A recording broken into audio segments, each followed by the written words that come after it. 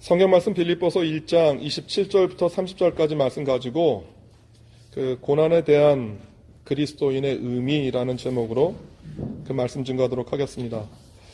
그 세상을 살아가는 모든 사람들에게 여러분들의 삶은 어떻습니까? 라고 물어보면 아마 굉장히 많은 분들은 힘들다고 대답하실 것입니다.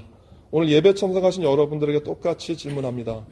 오늘 여러분들의 삶은 어떠십니까? 평안하십니까? 아마 많은 분들이 우리 삶 가운데 여전히 그런 고민이 있다라고, 어려움이 있다라고 얘기할 것입니다.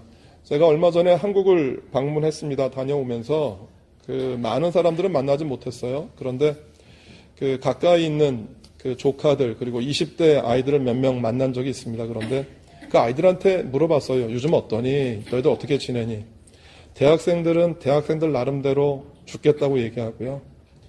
그 직장 취직을 준비하는 사람들은 고민하고 있고요. 직장을 다니고 있는 사람은 이게 아닌 것 같아서 또 다른 이직을 준비하고 있더라고요. 제가 보면서 어떻게 살지? 어떻게 보면 한국이 너무 편리해요. 아침부터 저녁까지 모든 편의시설이 잘 갖춰져 있고 교통에 대한 인프라도 잘 갖춰져 있고 사는 삶은 굉장히 편안해졌어요. 그런데 그 살아가는 삶의 질이 우리가 생각했던 것만큼 행복하다고 느끼는 사람들이 별로 없어요. 20대들 보면서 제가 진짜 고민이 됐어요. 쟤네들 어떻게 살지? 어떻게 살지? 그러니까 내일에 대한 소망과 꿈이 있는 게 아니라 오늘 어떻게 살아야 되는지에 대해서 고민을 하고 있더라고요. 아마 뉴질랜드 사는 20대 그 젊은이들에게 제가 공부하면서 물어보면 뉴질랜드 사는 학생들은 이런 시스템적인 문제 때문에 고민은 사실 하지 않잖아요. 그런데 물어보면 여전히 힘들어요. 어려워하고 고민하고 또 직장을 다니는 사람이나 또 직장을 준비하는 사람 모두에게 동일한 비슷한 그러한 그 불안과 염려와 고민들이 있습니다. 이러한 고민과 걱정을 하는 세대가 20대 뿐일까? 저는 그렇지 않다라고 생각을 해요. 아마 살아가는 모든 세대들 20대, 30대, 40대 결혼한 분들은 자녀를 양육하는 것 때문에 그리고 자녀를 양육하고 나면 그 자녀들이 이 땅에서 그 메인스트림에 들어가기 위해서 많이들 노력하고요. 또 결혼을 하고 아이를 가지면 우리가 겪는 똑같은 어려움을 똑같이 고민해요. 그리고 그런 모든 것들이 다 끝나면 이제 정리될 것 같은데 또 이제 50대, 60대가 되면 노후에 대한 걱정과 염려를 합니다. 어떻게 보면 세상을 산다는 것 자체가 고난과 어려움과 어떤 괴로움의 연속 아닐까라는 생각이 들어요. 그러면 오늘 본문에서 사도 바울이 이야기하고 있는 빌립보서에서 말하고 있는 이 고난이 그런 고난인가? 그렇지 않다라고 하는 거죠. 우리가 세상을 살면서 겪게 되어지는 이런 일반적인 고난을 이야기하는 게 아니라 오늘 사도 바울은 빌립보서 안에서 그리스도인이기 때문에 당하는, 그리스도인이기 때문에 경험하는 고난이 있다라고 이야기를 합니다. 오늘 이 말씀을 통해서 고난이라고 하는 일반적인 의미가 던져주는 메시지도 분명히 있고 그리스도인이기 때문에 우리가 당하는 고난이 어떤 의미가 있는지 본문을 통해서 한번 살펴보려고 합니다. 첫 번째 고난에 대한 정의를 좀 하고 싶습니다. 고난을 여러분들이 사전에서 찾으면 고난과 함께 항상 따라오는 단어가 있습니다. 그것이 고통입니다. 고난, 고통, 사전적인 의미도 비슷하고 어떤 뉘앙스도 비슷하지만 엄밀하게 말하면 조금 다릅니다. 고통은 그 영어로 번역을 하면 서퍼링이 되어지고요. 몸과 마음에서 느껴지는 아픔이에요. 그러니까 고통은 내가 어떤 신체적으로 마음적으로 겪게 되어지는 그런 아픔을 이야기를 하고요. 고난, 하드십이라고 얘기를 하는데 이것은 뭐냐 하면 그 아픔을 유발하는 원인이나 상황을 이야기를 해요. 그러니까 우리가 힘들어 괴로워라고 하는 것은 고통으로 느끼는 것이고요. 그 고통을 유발하는 그 코즈하는 그 원인이 뭐냐 하면 그것을 우리가 고난이라고 설명을 해요. 히브리어나 헬라어를 보아도 그 본문에서 이야기하고 있는 내용이 거진 비슷해요. 그러면 이 고난을 통해서 우리가 살게 되어지는 일반적인 이런 고난을 통해서 겪게 되어지는 그 교훈이 있다라고 하는 것이에요. 우리가 그리스도인이든 그리스도 아니든 세상을 살면 앞서 말했던 것처럼 그런 일반적인 고난을 우리들이 경험합니다. 세상에 법칙이 하나 있습니다. 그것은 뭐냐 하면 뿌린 대로 거둔다라고 하는 것입니다. 세상에서 내가 수고한 것만큼 결실을 합니다. 이것을 어디에서 알 수 있느냐 하면 땅을 관찰하면 알 수 있습니다. 땅은 거짓말을 하지 않습니다. 수고하고 애쓴 것만큼 땅은 수확과 결실을 맺게 되어져 있습니다. 여러분들 가운데 아름다운 정원을 가꾸기를 원하시는 분들이 계시다라고 하면 제가 정원을 잘 가꾸지는 못했지만 제가 정원을 들여다본 경험으로 정원을 예쁘게 가꾸기 위해서는 우리가 상상할 수 없는 많은 시간과 노력과 투자를 해야 됩니다. 돈도 투자해야 되고 시간도 투자해야 되고 여러 가지들을 투자를 해야 우리가 보기에 아름다운 정원이 만들어집니다. 만약에 마음만 있고 노력하지 않으면 정원은 정원이 아니라 그냥 숲풀 덩어리가 잡초 덩어리로 바뀌어지게 됩니다. 우리들이 사는 세상에서의 삶도 똑같습니다. 내가 무엇인가 아름다운 소득과 아름다운 결과를 얻기 위해선 이 땅에서 수고하고 애쓰고 노력해야 됩니다. 그런데 그 수고와 노력을 하지 않으면 그에 상응하는 고난과 어려움을 겪습니다. 다윗의 인생을 살펴보면 아주 굉장히 그 정확한 이러한 비유들이 그에게 나옵니다. 다윗의 인생 가운데 정말 많은 고난이 있었습니다. 가정적으로도 국가적으로. 그런데 다윗이 겪었던 굉장히 많은 고난들을 다윗 스스로가 만들어낸 것들 경우가 굉장히 많이 있습니다. 다윗이 스스로 간음해서 우리아의 밧세바를 그 범해서 그로 인한 어려움을 그가 겪었고요.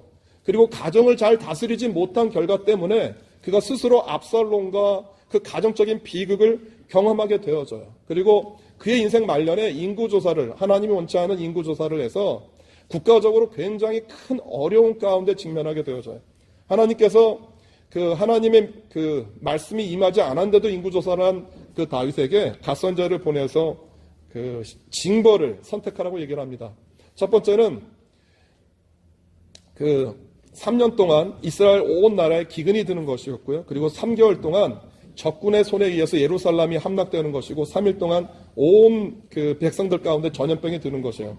어떻게 보면 왕이니까 나름대로 이 뭐 기근과 적군의 공격으로부터는 안전할 수 있었지만 백성들이 너무 고통을 당하였기 때문에 다윗이 결정을 한 것이 전염병이었어요. 그런데 이 전염병이 다윗이 생각했던 것보다 훨씬 더 많이 임했어요. 그래서 3일 동안 전염병으로 죽은 사람이 요세푸스의 전환에 의하면 7만 명이에요. 그러니까 3일 동안 생각해 보시겠어요? 그 지금도요. 지금 전 세계 어느 나라 어느 지역에서도요. 3일이란 기간 동안에 7만 명 정도가 죽어간 전염병이 우리가 보기가 좀 어렵잖아요. 시간이 오래되어지는데 굉장히 극심한 그 고통을 겪게 되어져요. 어떻게 말하면 다윗의 인생 가운데 이러한 고난과 어려움과 이러한 굉장히 힘든 일들을 경험을 하지만 사실은 어떻게 보면 다윗이 잘못 선택하고 결정한 것에 의한 결과라고 하는 것들이에요. 그러면 이런 결과들을 우리가 겪을 때 무엇을 깨닫느냐라고 하는 것이에요. 우리가 이건 다윗만이 아니죠. 우리 스스로도 잘못된 선택, 잘못된 결정, 옳지 않은 길임에도 불구하고 그것을 행했을 때 그로 인해서 따라오는 어려움과 괴로움과 그 힘든 일들이 상황들이 있어요. 그러면 그런 힘든 상황들이 우리에게 가져다주는 교훈은 뭐냐라고 하는 것이에요. 사람은 이런 고난을 겪고 어려움을 겪게 되어지면 겸손해집니다. 그러니까 다윗이 하나님 앞에 회개했어요. 뭘 회개했느냐 하면 자기가 선택한 결정이잖아요. 인구조사가. 그런데 그 인구조사로 인해서 7만 명이 죽어가는 상황이에요. 요세푸스는 뭐라고 얘기를 하느냐 하면 이게 어떤 전염병에 의해서 죽는 것이기도 하지만 갑자기 전염병이 들어서 아버지가 쓰러졌어요. 그런데 아버지가 쓰러지는데 아버지가 쓰러지는 자리에 갓난아이가 있었다라는 거예요. 갓난아이가 눌려서 죽고 상상할 수 없을 정도로 굉장히 많은 그 죽음이 그 눈앞에 벌어졌는데 다윗의 눈을 하나님께서 띄워줬어요. 어떤 것을 보여줬느냐 하면 아라우나라고 하는 사람의 타작마당이에요. 그 포도주를 치는 그 타작마당 위에 하나님의 사자가 서서 이스라엘 백성들을 치는 모습이 보인 거예요. 다윗이 그 모습을 보면서 하나님 앞에 무릎을 꿇고 회개하고 기도해. 하나님, 제가 잘못한 것이에요. 저를 치시고 이스라엘 백성들을 용서해달라고 하는 간절한 기도를 드려요. 그런데 하나님이 그 다윗의 기도를 들으시고 그 전염병을 그치세요. 그리고 난 다음에 그 아라우나의 타작마당, 다윗이 회개했던 그곳이 뭐가 되냐 하면 예루살렘 성전이 세워지는 터가 되어져요. 여러분, 우리가 실수하고 잘못해요. 잘못된 결정들을 해요. 그래서 고난과 어려움을 겪는 그 자리가 그냥 무의미한 시간들은 아니에요. 내가 실수하고 물적인 손해도 보고 마음적으로도 상하는 그런 어려움들을 경험할 때 그 어려움과 고난들이 우리에게 가져다주는 교훈은 뭐냐 하면 인생에서 내가 산다라는 의미가 무엇이고 내 인생에서 하나님이 누구인지를 가르쳐 주는 것이에요. 다윗은 그런 고난과 어려움을 겪으면서 누구를 더 깊게 알아가냐 하면 하나님이 자기 인생에서 누구이신지를 분명히 깨닫고 알게 되어졌다라고 하는 것이에요. 아까 조금 전에 제가 젊은이들을 말을 했고 우리 인생을 얘기했었죠. 살다 보면 내 힘으로 해결하지 못하는 많은 문제들과 상황들을 만나요. 그 문제들과 상황들 앞에서 또 병든 내 몸을 보면서 우리가 무엇을 깨닫냐 하면 하나님 앞에서 내가 누구인지, 그리고 하나님이 내 인생을 살면서 어떤 분이신지를 깨닫게 하는 겸손함이 그러한 고난을 통해서 이루어지고 얻게 되어진다라는 것이에요. 그러면 성경에서 이야기하고 있는, 오늘 본문에서 이야기하고 있는, 사도 바울이 이야기하고 있는 그리스도인이기 때문에 경험하는 고난은 뭐냐라고 하는 거예요. 특별히 빌립보서는요, 사도 바울이 로마 감옥 안에서 썼었던 옥중서신이에요.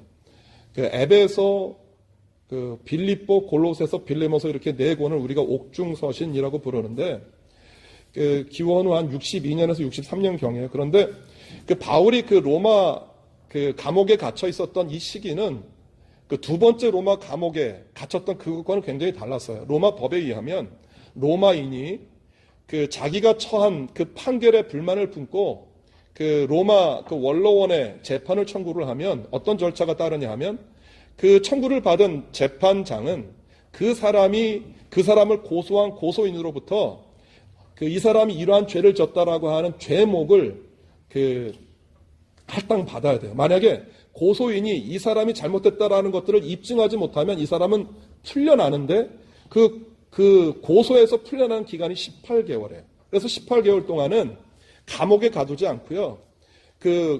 로마 원로원이 정한 가택이나 또 자기가 정한 가택에서 대신 나가면 안 돼요. 집안에 연금생태어져 있는 가택연금 상태에서 지내게 되어져 있던 거예요. 그러니까 사도 바울이 18개월 지내는 동안에 뭐가 필요했느냐 하면 집세를 낼 돈하고요. 거기서 먹고 잘 돈이 필요한 거예요. 그런데 그 돈을 누가 헌금을 했느냐 하면 빌립보 교회 교인들이 헌금을 한 거예요. 그러니까 바울의 입장에서 보면 빌립보 교인들에게 굉장히 감사하잖아요. 자기가 정말 필요했던 물질인데 가져다 주었고, 그리고 이 빌립보 교회의 교인들의 헌금을 가져다 줬던 사람이 에바브로디도라고 하는 사람이에요. 그런데 이 사람이 바울한테 찾아왔다가 중병이 들어서 쓰러져요.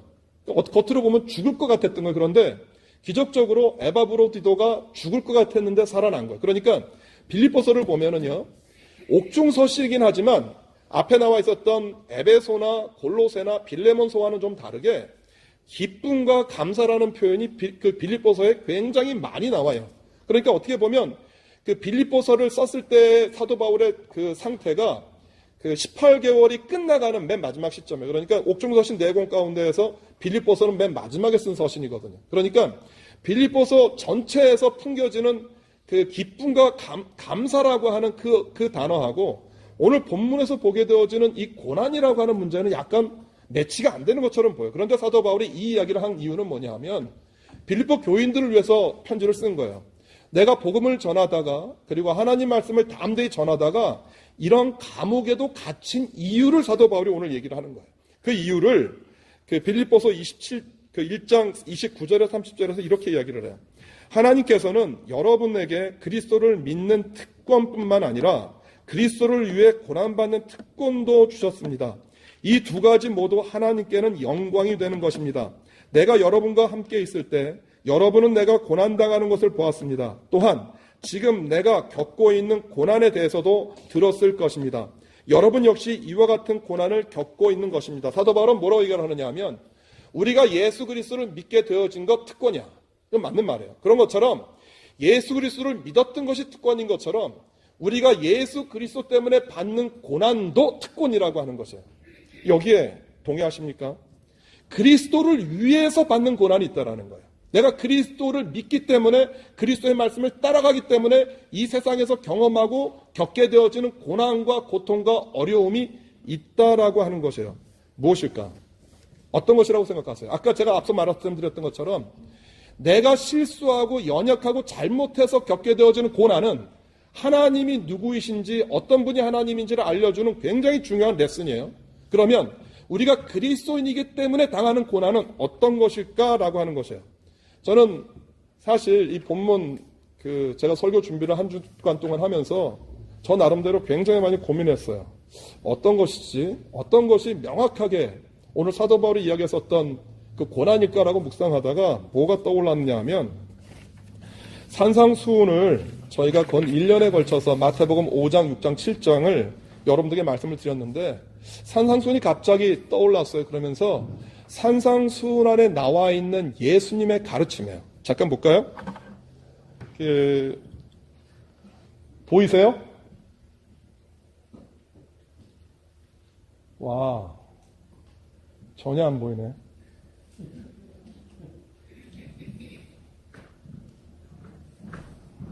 예, 불 좀 꺼보세요.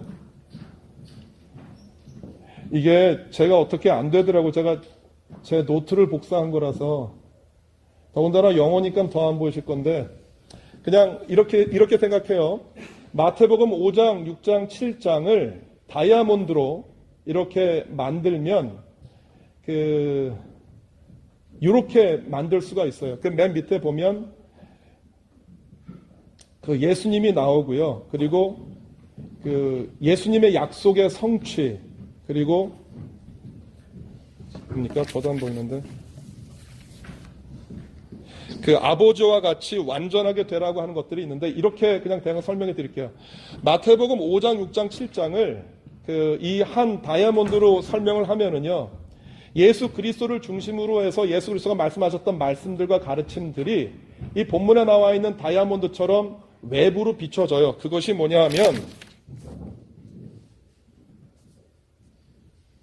그 살인하지 말아라, 간음하지 말아라, 그리고 원수를 사랑해라, 그리고 그 보복하지 말라라는 것이에요. 오른뺨, 왼뺨, 오리, 심리, 속옷 겉옷. 이런 여러 가지 모습들로 비춰지고 나타나요. 그런데 한 가지 여러분들에게 말씀드리고 싶은 게 뭐냐 하면 이 왼쪽에 나와 있는 게 뭐냐 하면 인너 세팅이에요. 그리고 바깥으로 나와 있는 게 그 아우터 세팅이에요. 무슨 말이냐 하면 산상수훈을 여러분들이 주의 깊게 5장, 6장, 7장을 읽어가다 보면 어떤 것들이 있느냐 하면 우리의 내적인 성품들과 우리의 내적인 존재들을 하나님의 말씀 앞에서 바꾸는 것들이 굉장히 많이 나와요. 그러면서 이 세상에 대해서 너희는 그 산상수훈을 통해서 예수님 뭐라고 선포를 하시냐 하면 너희는 세상에 무엇과 무엇이에요? 소금과 빛이야. 그런데 소금과 빛처럼 나타내기 위해서 너희들의 무엇이 변화해야 된다고 얘기를 하느냐 하면 너희의 내적인 상태가 변화해야 돼. 그것이 뭐냐 하면 팔복이에요. 팔복이 기초가 되어서 너희들의 내적인 상태가 변화해야 되고 그리고 너희들이 구제하고 기도하고 금식하는 것 그리고 율법을 통해서 하나님의 의를 이루는 이러한 내적인 상태들이 먼저 그 완성이 되어지고 변화가 되어지면 그 다음에 그것들을 통해서 무엇이 나타나냐 하면 산상수훈은 정확하게 얘기를 해요. 우리의 성품, 우리의 애티튜드, 우리의 캐릭터가 변하지 않으면 그 캐릭터가 예수 그리스도의 말씀을 따라서 하나님과 같이 되어지지 않으면 세상의 소금과 빛이 될 수 없다라고 얘기를 해요. 어떻게 보면은요. 제가 오늘 본문 가운데 언급은 하지 않았는데 세상에 있는 사람들도 자기의 생각과 가치를 따라서 사는 사람들이 있어요. 어떤 사람들은 보통 사람들보다 더 높은 도덕과 가치를 가지고 살아요.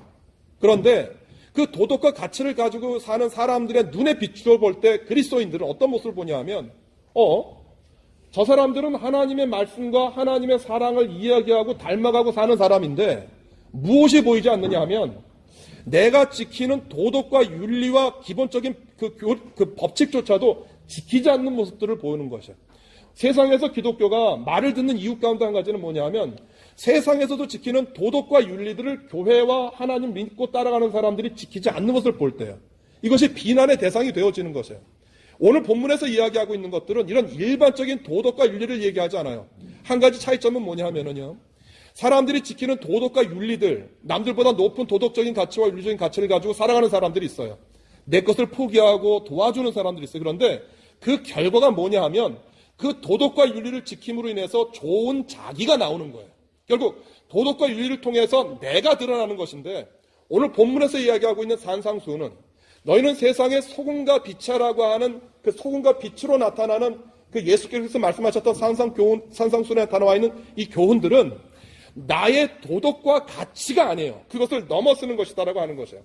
그것이 뭐냐 하면 그 7장 1절에 보면 비판하지 말아라 라고 얘기를 하고요. 그리고 구하라 찾으라 두드리라고 얘기를 하고요. 그리고 그 7장 13절에서 보면 이미테이트 되라고, 이미테이션 하라는 것이에요. 뭐냐 하면 좁은 문으로 들어가는데, 좁은 문으로 어떻게 들어가냐 하면 예수 그리스도의 말씀이 내 안에 있어야 들어갈 수 있다라는 것이에요. 그리고 그러한 세상에 영향을 미치는 비헤이버가 어떤 거냐 하면 노하지 말아라, 간음하지 말아라, 맹세하지 말아라, 보복하지 말아라, 그리고 원수를 사랑하라라고 하는 것이에요. 그리고 이웃사랑이에요. 그러니까 내가 예수 그리스도를 믿기 때문에 당하는 고난은 뭐냐 하면은요, 오늘 산상수훈에서 우리들에게 이야기하고 있는 이웃을 사랑해, 그리고 보복하지 말아라고 하는 원수에 대한 개념과 가치들을 세상 사람들이 하는 것처럼 하지 말라라고 하는 것이에요. 너희가 참아야 돼, 인내해야 돼, 비판하지 말고 그 사람들 위해서 기도하는 이유는 뭐냐 하면 너희 안에 무엇이 만들어진 거냐면 너희 안에 그 애티튜드가, 너희 속사람 안에 있는 너희의 성품과 너희의 태도들이 예수 그리스도께서 하시는 말씀과 가르침을 따라서 변화되었기 때문에 그런 거야. 그러니까 결국 예수님이 우리들에게 말씀하셨던 고난은 뭐냐 하면, 사도 바울이 오늘 언급했던 고난은 뭐냐 하면 우리가 예수님의 말씀을 따라가려고 할 때 세상의 가치관과 나의 가치관이 부딪혀요. 우린 그렇죠. 나에게 해로움을 끼치고 나에게 잘못한 사람들이 있어요. 그 사람들을 어떻게 용서하고 사랑할 수 있어요? 우리가 보복하지 말라라는 말에 나와 있는 오른뺨, 왼뺨 같은 교훈들, 오리심리, 속옷거덕. 우리가 아마 연초인가요? 제가 한번 여러분들에게 설교한 적이 있어요. 나의 오른뺨을 때렸다라고 하는 얘기들은 손등으로 나의 오른뺨을 친 것이거든요. 이것은 나를 2배나 모욕한 것이에요. 이 사람에게는 어떠한 권리가 있느냐 하면 나를 모욕한 사람에 대해서 정당하게 보복할 수 있는 권리가 그 2배 권리가 내 안에 있는 것이에요.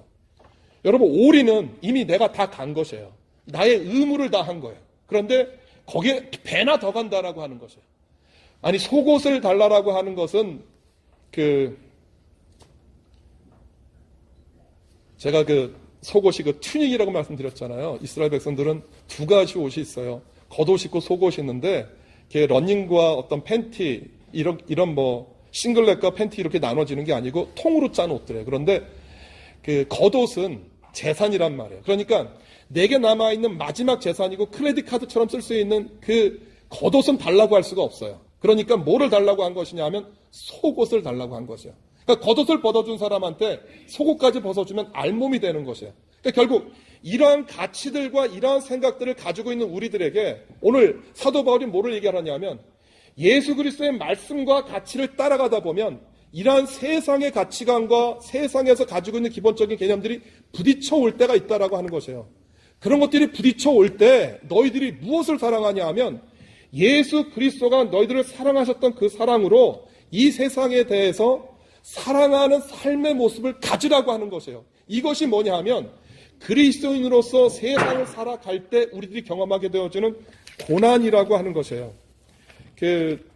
저는 제가 케어기버로 일을 하잖아요. 일을 할 때마다 제가 느끼는 것 가운데 한 가지는 뭐냐 하면 제가 해야 되는 기본적인 역할들이 있어요. 그러니까 사람들을 퍼스널 케어를 할 때에도 제가 기본적으로 해야 되는 것들이 있고요. 그럼 그거면 제가 다 하면 돼요. 그런데 종종 저에게 어떠한 것들이 보이고 어떤 것들이 요구되어지냐 하면 내가 그리스도인이기 때문에 저에게 다가오는 부담감들이 있어요. 뭐냐 하면 예수 믿지 않는 노인들에게 내가 그리스도의 복음을 전하기 위해서 제가 특별히 더 해야 되는 것들이 있어요. 뭐냐 하면 내가 예수 그리스도의 사랑과 예수 그리스도의 은혜를 그들에게 전하고 그들을 전도하기 위해서 내가 하지 않아도 되는 엑스트라 워크를 하게 될 때가 더 많이 있어요. 그러면 그때 어떻게 하냐 하면 제 속에서 어떤 것들이 일어나냐면 더러워요. 하기 싫어요. 만지기 싫어. 그런데 내가 그들에게 무엇을 전해야 되냐 하면 그리스도의 사랑과 그리스도가 여러분들을 사랑합니다라고 하는 그 말을 전하기 위해서 제가 더 나가야 해야 되는 일들이 있어요. 그럼 그 일들이 있을 때 지금 당장은 싫은데 그 일들을 하고 나면 제 안에 뭐가 찾아오냐 하면 제가 이전에 경험하지 못했었던 새로운 기쁨들과 즐거움들이 일어나요. 그리스도인으로서 살아가기 때문에 우리가 세상에서 경험하게 되어지는 고난이 분명히 있어요. 그런데 그 고난이 아파요. 내 물질을 나눠줘야 되는 것이고 내가 어떤 노동을 더 해야 되는 것이고 내가 수고를 더 해야 되는 것이에요. 어떻게 보면 이론적으로 보면 손해나는 거예요. 내 것을 주는 거잖아요. 내 것을 나눠주는 것이에요. 내 것이 없어지는 것이거든요.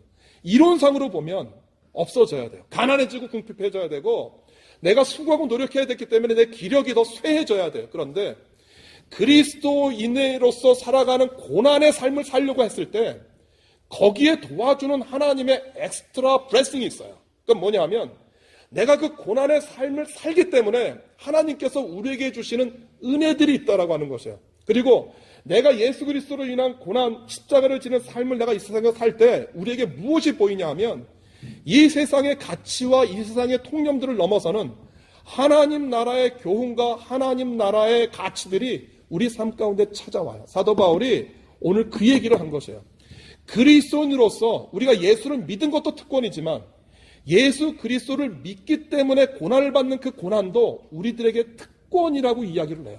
오늘 말씀을 준비하면서 제 안에 여러분들에게 바라는 소망이 하나 있어요. 그것은 뭐냐 하면 우리가 실수하고 잘못해서 넘어지는 그러한 어려움과 고난들 분명히 존재해요. 저도 여전히 잘못할 때가 많고 실수할 때가 많아요. 그런데 제가 여러분들에게 바라는 것은 뭐냐 하면 그 횟수가 역전이 되어지기를 바라요. 내가 잘못하고 내가 실수해서 경험하는 그 고난보다 내가 그리스도인이기 때문에 그리스도인으로서 살아가는 삶 때문에 그 가치 때문에 나를 희생하고 나를 양보하고 내 것을 내어주는 그러한 고난들이 우리 삶 가운데 더 많아졌으면 좋겠어요. 그리고 그것이 우리 삶 가운데서 베풀어질 때 말로 다 할 수 없는 큰 축복과 은혜가 우리 가운데 넘쳐요. 어떻게 보면은요, 사도 바울의 인생은 사실은 망했어야 돼요. 왜냐하면 사도 바울 자식도 없었고요. 그의 삶 가운데 계속해서 안질로 고통을 받았고요. 그리고 그 첫 번째 로마 감옥에 갇혔을 때는 이렇게 도와주는 사람도 있고 찾아오는 사람도 있었지만 두 번째 로마 감옥에 갇혔을 때 그 스페인 선교를 마치고 다시 로마 감옥에 갇히는데 그 네로 황제 때 그리스도인들이 불을 질렀다라는 죄목으로 굉장히 많이 잡혀가는데 그때 따라서 잡혀가요. 그 죄목을 지고 로마 감옥에 갇혔기 때문에 이것은 빼도 박도 못하는 그 죽음의 현장이에요. 두 번째 로마 감옥에 갇혔을 때 정말 찾아오는 사람들도 아무도 없었어요. 사도 바울이 오죽하면 디모데한테 그렇게 편지를 해요. 디모데후서에서 겨울이 다가오거든요. 너무 춥고 힘드니까 내가 겨울을 지낼 수 있는 겉옷이 필요하다. 겉옷을 가져오라고 얘기를 해요. 그리고 내가 네 얼굴 보기를 원하고 너 올 때 마가도 같이 함께 와라고 얘기를 해요. 그러니까 어떻게 보면 사도 바울은 죽어가면서 두 번째 로마에 갇혔을 때 아무도 찾아오는 사람들도 없었고요. 정말 외롭고 힘들고 병든 노인으로 죽어가요. 그런데 그리스도의 고난을 사도 바울이 자기 몸에 채우기를 원한다고 했었던 그 고난을 채웠던 사도 바울의 삶이 비참하고 비극적으로 끝나갔느냐 하면 그렇지 않아요. 그냥 죽었어요. 순교당했어요. 그런데 그 고난의 흔적들, 고난의 자리에서 남겼던 굉장히 많은 그 블레싱들이, 축복들이 사도 바울을 통해서 초대교회를 통해서 오늘날까지 전해지거든요. 오늘 제가 여러분들에게 드리는 그 권면은 뭐냐 하면 세상에서 고난을 당해서 하나님을 알고 깨닫는 것들이 고난의 유익이라고 하면 예수 그리스도의 고난으로 인해서 여러분들이 고난을 겪게 되어질 때 무엇이 따르냐 하면요, 세상이 감당할 수 없는, 그리고 이 세상에서 끝나지 아니하는 하나님의 축복과 하나님의 함께 하심이 있어요. 오늘 그 고난의 삶을, 여러분들이 살았던 삶이 여러분 가정에게 전해지기를 바라요. 여러분 자녀들에게, 여러분들 가정에게, 그리고 여러분들 이웃들에게 그리스도인으로서 살아가기 때문에 참고 인내하고 다시 한번 그들을 위해서 기도하고 한 번 더 주님 앞에 나아가는 여러분들이 되어주시기를 주님의 이름으로 소원해요. 어쩌면 21세기는, 오늘 우리들이 살아가는 이 세대는 바울이 경험했던 그 고난은 사실 존재하지 않아요. 예수를 믿는다라는 것 때문에 고난당하지는 않아요. 그러나 우리에게 또 다른 고난들이 찾아와요. 이 세상에서 어쩌면 사도 바울이 살았던 눈에 보이는 박해보다도 더 많은 고난들이 따라와요. 내가 그리스도인으로서, 내가 그리스도인이라는 걸 세상에 선포하면 손해를 봐야 되는 일들이 있고요, 희생해야 되는 일들이 있어요. 그런 일들이 이미 벌어지고 있잖아요. 이 뉴질랜드에서 살기 좋은 나라라고는 하지만 이 땅에서 여러분들이 사시면서 내가 그리스도인임을 선포하시고요, 내가 그리스도의 가치와 그리스도의 말씀을 따라가기 때문에 다가오는 고난이 있다라고 하면 그 고난 앞에서 물러서지 마세요. 내가 물질을 써야 되는 자리, 내가 수고해야 되는 자리, 노동을 해야 되는 자리, 섬기는 자리가 있으면 내가 그리스도를 믿는 믿음 때문에 그 고난을 취하는 여러분들이 되어주시길 바라고요. 그 고난으로 인한 하나님의 한량없는 그 은혜가 우리 모두 가운데 임하기를 주님의 이름으로 소원합니다. 기도하겠습니다.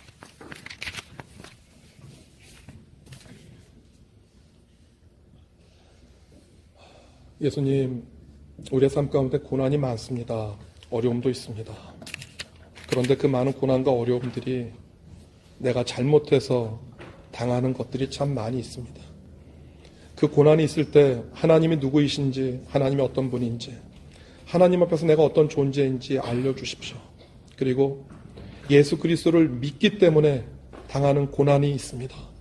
우리 사랑하는 성도들이 그 자리가 올 때 내가 구제하며 봉사하며 섬겨야 되는 자리, 내가 예수 그리스도를 믿기 때문에 희생해야 되는 그 자리가 올 때 회피하지 않게 도와주십시오. 내가 예수 그리스도와 함께하고 있기 때문에 그 고난의 자리가 오히려 그 고난의 자리를 통해서 하나님의 영광과 예수 그리스도의 이름이 드러나는 귀한 축복의 자리, 은혜의 자리가 될 수 있도록 주님 도와주옵소서. 예수 그리스도를 믿기 때문에 고난당하는 특권이 우리에게 은혜가 될 수 있도록 주님 축복하여 주옵소서. 예수님의 이름으로 기도드립니다. 아멘.